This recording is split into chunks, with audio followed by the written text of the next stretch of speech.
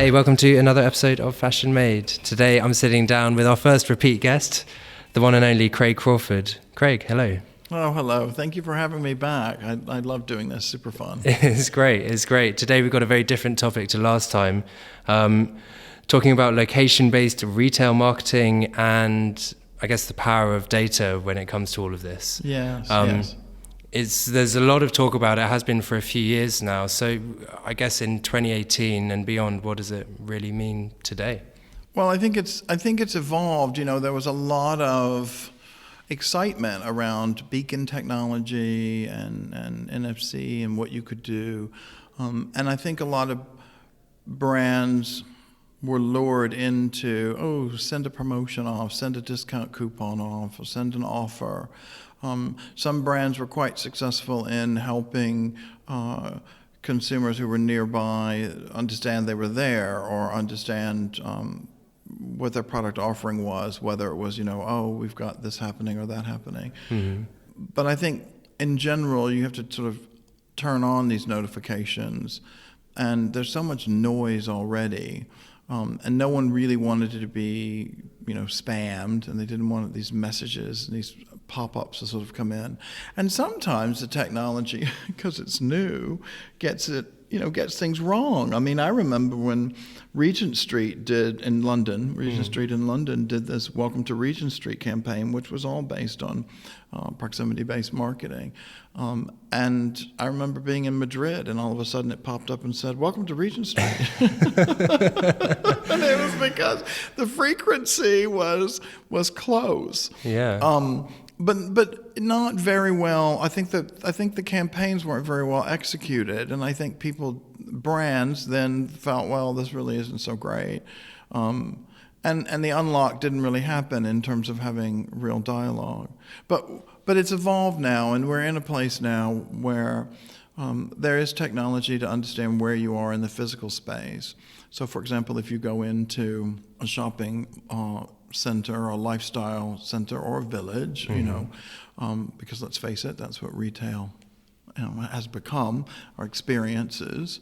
If you go into one of these areas and go onto the Wi-Fi and opt in, it's important to opt in, then that is an opportunity for the center to actually help you.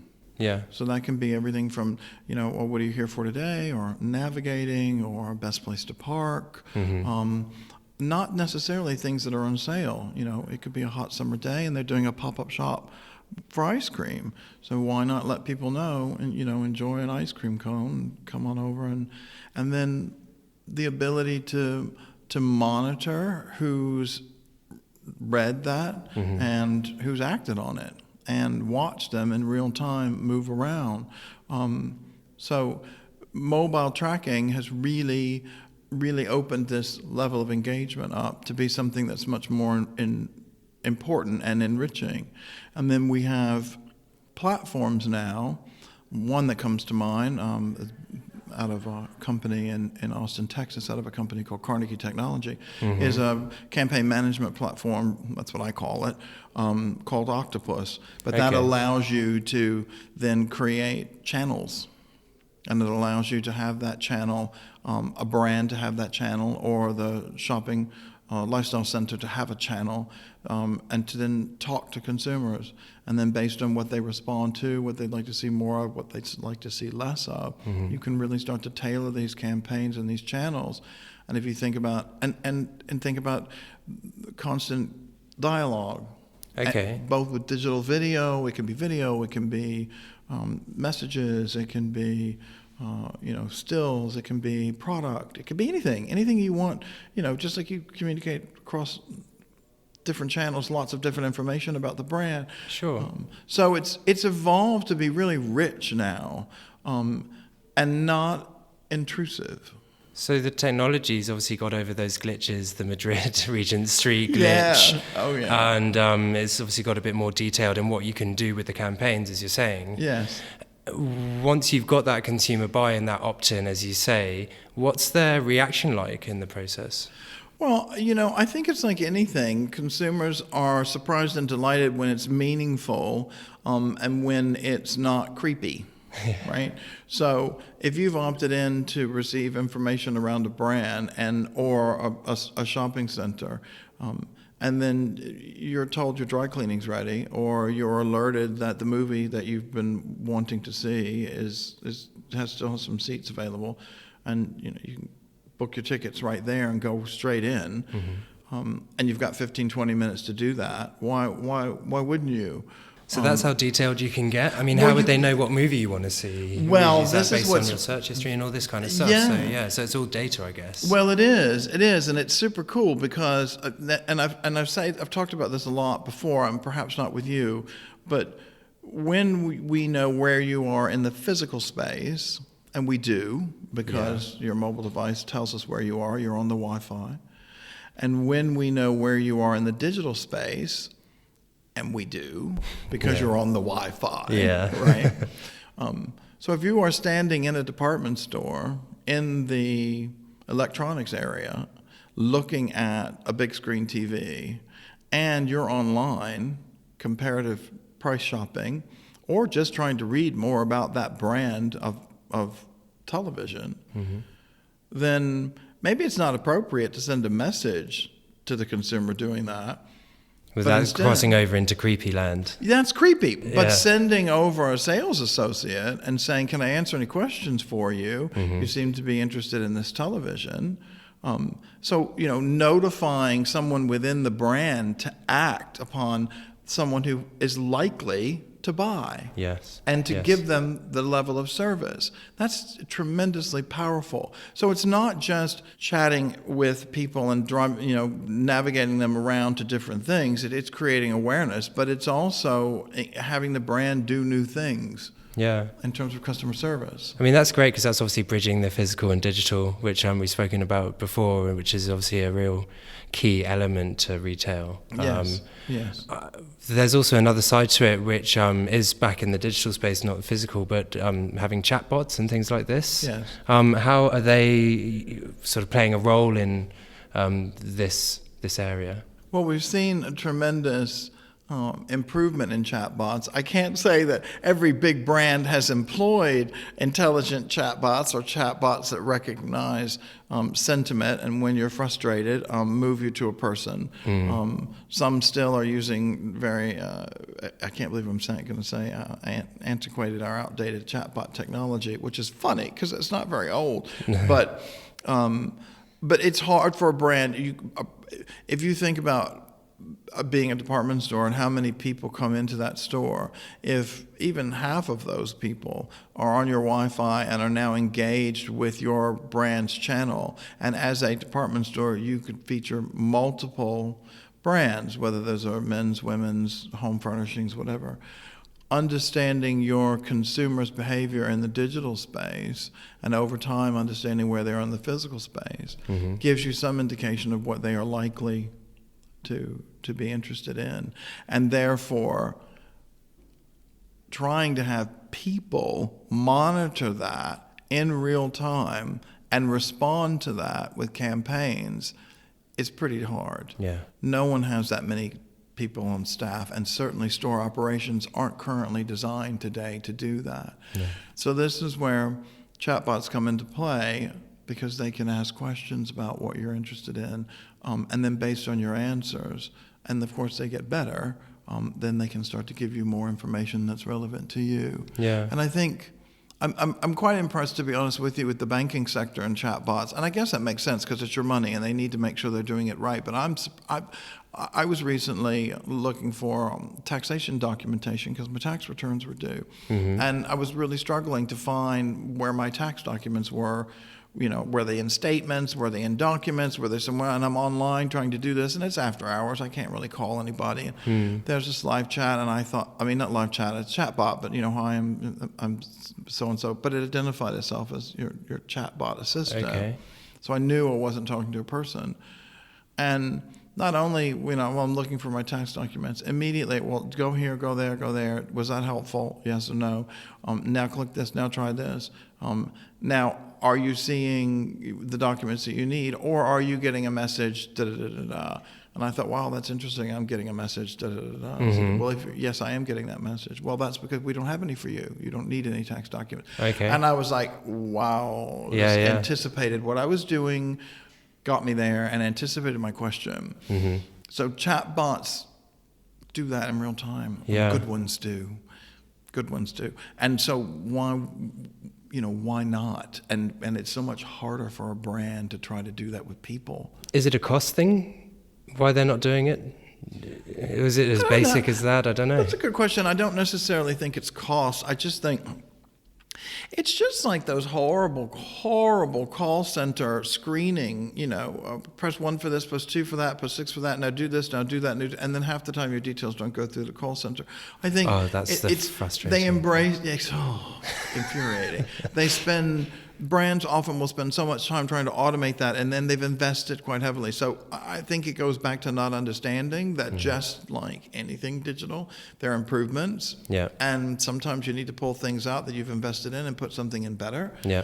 Rather than thinking, I've done it and I don't need to do it again. Well, the great thing is that obviously they learn, That's the point, and that's the whole machine learning piece, isn't it? And that's the artificial intelligence. So over time, it learns more and understands more. Yeah.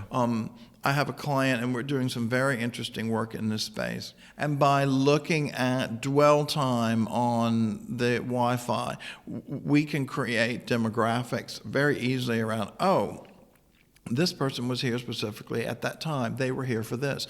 This person was here repeatedly at these times. Well, we know these things are going on. And therefore, wouldn't we want to target different information to each of them? Because they're here for very different reasons. And therefore, just simple things like that. And then being able to respond and then learning. And the more we learn about what they like, what they don't like, how they respond, if they say they don't want anything else from that type of offer, then... you don't do it anymore. So that's the difference between the early days in location-based technology, where when you walk through that sort of frequency, you got a message. But you got a message that was everybody got. Now it's, I'm through, give me something that's relevant to me because you know who I am. Yeah. And when I'm in this space engaging with you, let's keep the conversation going, not starting it all over again. Or, ask a man if he's interested in dresses or high-heel shoes, right? Yeah. Now he might be, and if he is, you've learned that, you know what department to steer him Absolutely. to. But the point is, learning who that customer is and not doing something silly. I had pets, and my last pet died a year ago, a cat, and my vet. I had 2 vets, and one of my vets still sends me information about it's time for my pet to come. My pet's dead. Stop sending me information about caring and looking after my pet. I realize you were my secondary vet. My primary vet doesn't do that, but the secondary vet does. Get me off the list. I did notify you that the pet died. It's not only, it's not traumatizing, but it's a bit like, oh God, you know. A bit morbid.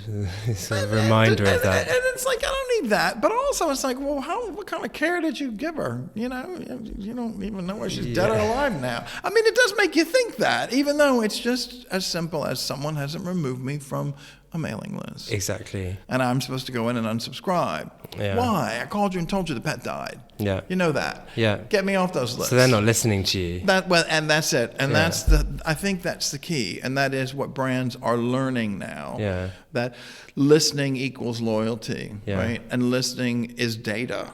Yes. Right. Absolutely. And using artificial intelligence and machine learning to better interact and to then be able to curate. It must be hard, though, to truly listen to a consumer in a data form, because often it's sort of binary, it's yes and no's. So I guess that's where the machine learning, real artificial intelligence comes in, where it can understand sort of open text and understand complex problems that aren't just, do you like shoes or red shoes or not, a bit more complex than that. That's right. So how do these tools do that? Are they able to really get quite detailed in how they listen to consumers? Yes, and it's a combination of things. What happens in the store is, gold dust. And we often do, or we have traditionally as brands and retailers looked at what we bought, what we sold, what we marked down. We look at a spend analysis, and it's no longer relevant, quite frankly. And so now, well, if that sports bra was picked up and tried on 18 times during the day, but there were no sales, why? And was it the fit? Was the material too rough? And so these are things that then, we can start asking those questions, and we can start looking at why things aren't selling, but they're still being tried on, or why people pick something up, look at it, and put it down. Yeah. Right. And there are a number of different stores that are doing that and put in-store technology. There's one in the United States. I believe it's called Fabletics. I'm going to get it wrong. Fabletics. Yep, I've heard of Fabletics. Yep. And they've, in partnership with Microsoft, they've done all this incredible in-store technology where they can really evaluate. And what's really cool is that even when you pick something up and take it to the fitting room, it automatically goes into your wish list, your cart online. Okay. So they are merging all of that, so that even if you don't buy it in store, you've still got a running list of what you tried on. You don't have to scan it or something, or? No, because they're just paying attention to what you are doing, and they understand you as a consumer. Now, obviously, people have to opt into this. Yes, naturally. It just doesn't grab and create a profile for you. You do that. But why wouldn't you? Because it just makes it easier. Yeah, absolutely. It makes it much easier. Well, I guess it's got to be a two-way street, hasn't it? Yes. Not just to sort of say, oh, you picked up these many things, here, you should buy them. So I guess what can people offer their consumers in return for that opportunity to sell them things that they've picked up? I guess that's another side of it. Getting the opt-in is a hard thing. So what can people offer their consumer? Well, I think if it makes your life easier, I know that sounds silly, but we're all time poor, right? We're so time poor. And actually, there's a statistic. I wish I knew it off the top of my head, but people will pay more. A large percentage of people will pay more for something if they perceive that it's saving time. Yes. The value of an hour, so to speak. So, if you are able to make not just the shopping experience, but the retail experience, because remember, retail is everything. Retail is fast-moving consumer goods, right? We all know now, through voice activation, you can not only order something if you need it and have it delivered, but you can also just have your shopping list created. Well, you can also have that all done online and have it delivered, and then you don't have to go to the market, right? Yeah, exactly. So and that's saving time. Yeah. So that's the two-way street there. It saves them time, and then I'll opt into that, and it just helps me. Absolutely. At the end of the day, as a consumer, you still have that power whether to press the buy button or not. That's right. And I think it's interesting how, data is captured across channels. I don't know whether you've been looking at the recent, I don't know if you've been looking at the recent reviews on YouTube of Amazon Look. Amazon Look? Echo Look. Is it Echo Look anyway? No, I haven't seen it. But that is, it's basically marketed as a camera that you can do selfies so that you can see how you look in the outfits for the day, and you can keep track of your wardrobe, and you can understand what you wore where, and is it good? Have you tried it? Well, I haven't tried it, no, but what I think is fascinating about it is, of course, this is data being captured, and how interesting to be able to sell back to a brand, actually more people are wearing red, or more people are wearing shorter skirts, or more people are wearing jean jackets, or whatever the case may be. Yeah. Because just because she bought it doesn't mean she wears it. Yeah, that's right? true. So things hanging in the closet, never worn with tags, well, if it was a sellout item because it had hanger appeal or some decent marketing around it, and everybody thought they were going to look great in it, and on second thought they didn't, well, if the brand just bases their next season's manufacture on spend analysis, they would believe that was a bestseller. Yeah. and sometimes it's not. It wouldn't be right sometimes. Here's the inventory problem, right? So, it's interesting. It's interesting just monitoring and reacting to, consumer behavior, but in real time. And so that's really what location-based is helping us do. Yeah. But it can't do it by itself. I was going to say, what are the challenges with it? What are the inherent challenges with this now in 2018? Well, I mean, part of it is getting the campaign right, getting the messaging right. The data scientists, what are you looking at? What metrics are you defining? What are you going to look at? And how do you keep evolving that strategy? Yeah. Because like any technology, you have to nurture it and you have to pay attention to it and think differently about your business and continue to evolve your thinking. And that's tricky because we just like to think, well, we buy, we sell, we buy, we sell. It doesn't work that way anymore. I know, and with all this data, I mean, there's so many different sets of data that you could choose to pick up on if you wanted to. I mean, and retailers, admittedly, are overwhelmed by the data. Yeah, exactly. Absolutely. So how do you choose which ones to focus on? I mean, is it business specific? Well, I do think it's a matter. And by the way, this is where machine learning can help you as well, and the algorithms of artificial intelligence can help you. Step back, look at the patterns, understand what the behavior is, and really think about that. Yeah. As opposed to, I've got this much inventory coming in, how do I move it? No, let your buy be influenced by this technology. Let your product and development and product assortments be influenced by that. And why not try different products through these channels? Why not give people an opportunity for customization and personalization? Yeah. I think people don't mind waiting. And we're seeing fast turnaround times. I mean, the Product Innovation Apparel Conference, we've got people that are out there now, showing how they can take an order and have it delivered in just a couple of days. Yeah. It's not mass quantities, but the quality's there. Yeah. And those business models work. So I guess, if the challenges are there, the solutions to them are to use more of the AI and the machine learning because it will actually help you solve those challenges. Yes, and think differently about marketing, think differently about consumer engagement, listen to the customer and respond to what they're looking for.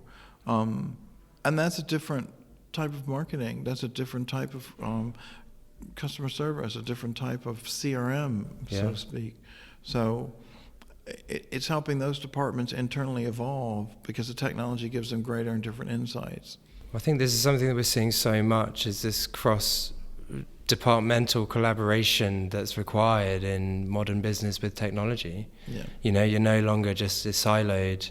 You're doing sales, you're doing marketing, we're doing product. Kind of all these guys got to work together. And yes. And it does mean changes for supply chain as well. Yeah. Exactly, it all has knock-on effect. Yeah, absolutely. But these are all doable things. They're all... And positive. Very positive. Very positive. It's a paradigm shift for our industry. It changes not only the business model, but it also changes inventory management. It changes warehousing. It changes... it can reduce, carbon footprint of product if it's made locally. It can be much more sustainable in terms of, environmentally friendly, not having waste. If we really are listening to the consumer and making on demand what they want. Mm-hmm. And oh, by the way, full price. How interesting. There's a concept. More money as well. Selling things at full price. Yeah. Exactly. Less stuff to move around and selling it at full price. Yeah. Well. I watch retailers struggle moving inventory around from store to store based on what the till had as sales last week. Like, why are people even moving products store to store? No. We've been we're well into, endless aisle and omni-channel and fulfillment from everywhere. Yeah.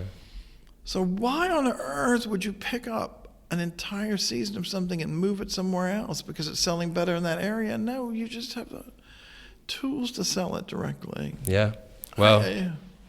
I know. It's funny, isn't it? I know. But all habits die hard. It's difficult to think It's difficult to think different. It's difficult to think. It's difficult to think sometimes. Let's face it, most people don't. Yes. But so if we get past that, it's difficult to think. It's difficult to think differently. Yeah, absolutely. Yeah. Well, Craig, thank you very much for coming and joining us again. It's just enlightening stuff. So yeah, thank you. Oh, thank you. It. Great to be here. I look forward to coming back.